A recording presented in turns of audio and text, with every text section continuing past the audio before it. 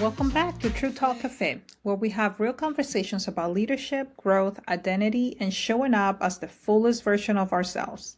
Today, I want to talk to you about one word that can completely change the way that we lead: presence. And now, I'm not talking about being the loudest person in the room.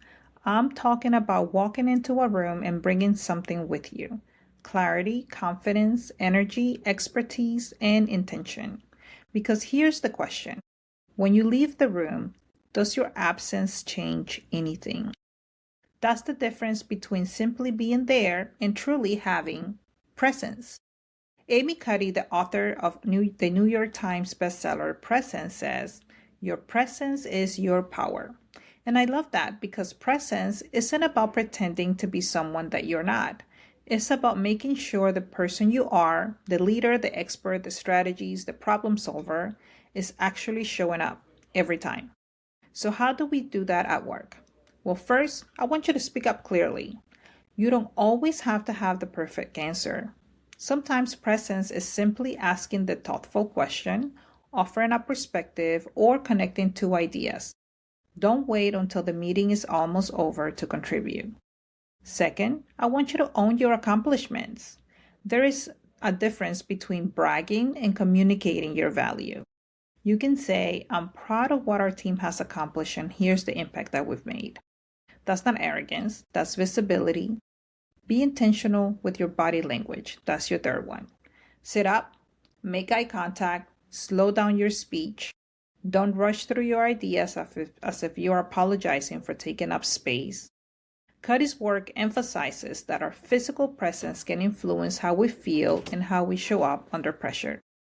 And here's where I want to have a particularly important conversation with my Latina listeners.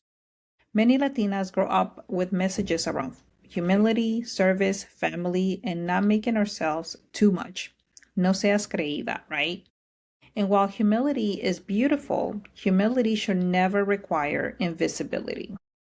Research has found that Latina women can encounter distinct barriers in the workplace, and research on Latina self-presentation has also identified tendencies toward more modest self-presentation in professional settings.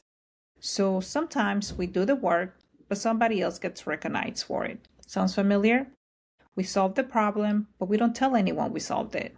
We lead the project, but we say, "Oh, it was really a team effort." And yes, it was a team effort, but you're part of the team, right?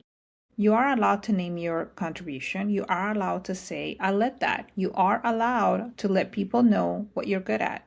And that's not about becoming boastful. It's about becoming visible. Brené Brown reminds us through her Dare to Lead book that leadership isn't about a title. It's about having the courage to step up, to put yourself out there, and to develop the potential in people and in organizations. So here's your challenge this week. Show up, speak up, take up space, and name your value. Because your goal shouldn't be to walk into every room demanding attention. Your goal should be to contribute so meaningfully that when you're not there, someone says, "We're missing something. Where is she?" That's presence, not ego, not performance, not being the loudest. Presence is so authentically and intentionally you that your contribution is felt, even when you're not in the room. So, with that, this is True Talk Café. Until next time, remember, make your presence known and, most importantly, make your absence felt. Bye.